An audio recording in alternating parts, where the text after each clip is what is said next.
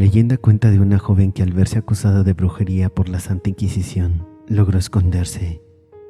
Enseguida intuyó que vendrían por ella. Su vida se encontraba en serio peligro, pues ella sabía que su madre practicaba la brujería, y era en verdad temerario oficio para aquellos tiempos. Amenazada de muerte, salió de su humilde choza sabiendo que quizás no regresaría a ese lugar donde, de ahora en adelante, sería perseguida hasta el final de sus días. Corrió a toda velocidad que sus piernas lo permitieron. Se escondió bajo las sombras de los árboles, entre el bosque y la noche.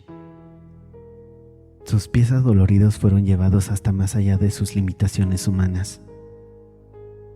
Sufrió de hambre y cansancio. Únicamente se paró cuando supuso que ya estaba lo suficientemente lejos de aquel lugar. Se alejó corriendo de sí misma, asustada de mirarse al espejo del ancho río y no encontrar nada. Incluso pensó ser un suspiro, algo que se mezcla en el aire para no regresar jamás. La muchacha lloró en silencio sus penas, envasadas en gotas de lluvia que se le escurrían de las manos, como cristales cortantes que se estrellaban pesadamente contra el suelo. Mirando cansada su propia existencia, vaciló por un instante y sonrió. Solo un pequeño gesto doliente. A lo lejos se escuchó el aullar de los perros. Por primera vez en mucho tiempo sintió miedo. Se encontró con la soledad más devastadora y se atemorizó con el más doloroso de los tormentos, desde lo más profundo de la noche. Durmió profundamente cuando se cansó de llorar. Al despertar, un impulso la hizo saltar hacia la parte más recóndita de aquel río, para no salir más que flotando enredada entre nenúfares gigantes a la luz del día. El señor Rodrigo Galindo tenía un trabajo desagradable, un trabajo que su padre le había legado, una funeraria. El trabajo de la muerte, o más bien, el trabajo de lidiar con lo que la muerte dejaba a su paso. Estaba cansado después de un día agotador y prefería ir a la cama a dormir un poco. Sus aposentos estaban en el piso superior de la casa funeraria. En el sótano estaba la sala mortuoria, donde los cadáveres eran recibidos y preparados para el velorio. Esa noche tenía que lidiar solo con uno de ellos. Se trataba de uno de esos casos que, de haber tenido algo de compasión, le hubiese producido al menos un poco de tristeza. Una muchacha de apenas 25 años se había ahogado. La habían encontrado muerta esa misma mañana.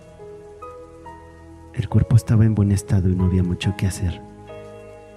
Ninguna familia la había reclamado y en el pueblo nadie había dado aviso de su pérdida.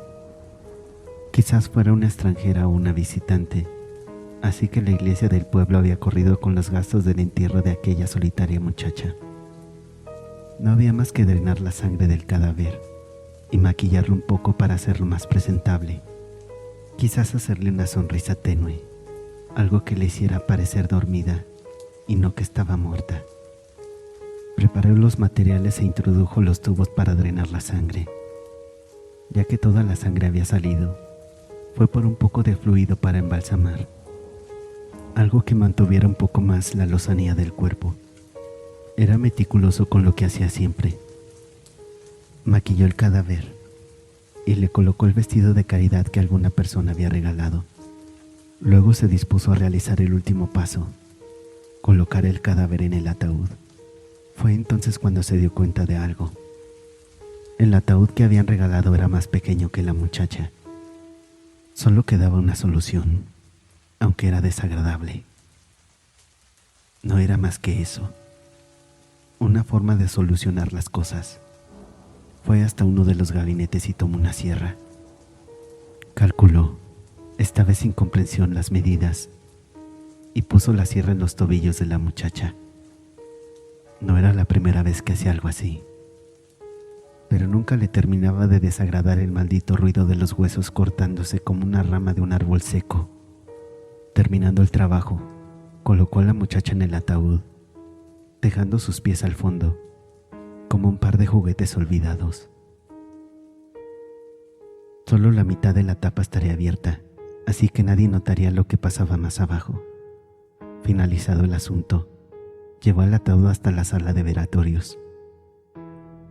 Las plañideras, esas ancianas que la gente contrata para que lloren en los velorios, tendrían que estar por llegar, llevado más por costumbre que por la compasión.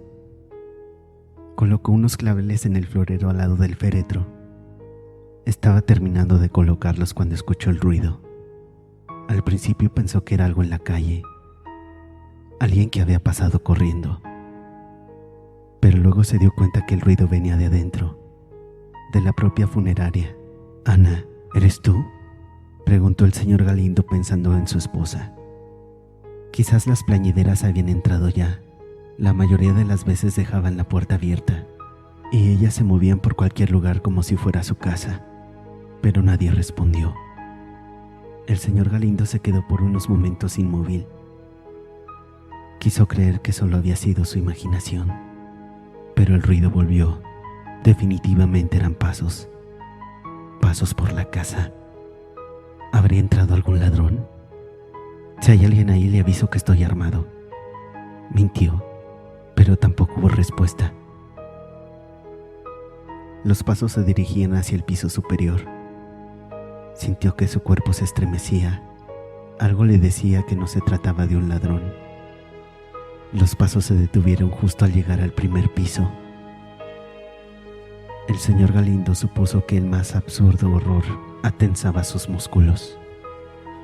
Tenía que ir a ver lo que sucedía. Vacilante, se dirigió hacia la escalera. Notó que mientras más avanzaba, más fría estaba la casa, más húmeda. Y aquel olor no era el olor a flores, era una mezcla agua de río, plantas, de rocas. «¿Quién anda ahí?», dijo. La escalera estaba casi frente a él. Entonces hubo otro ruido, el ruido de la furia del agua. Olas, cientos de olas estrellándose contra la pared. Gritos de desesperación. El señor Galindo llegó a la escalera. Su horror no tuvo límite.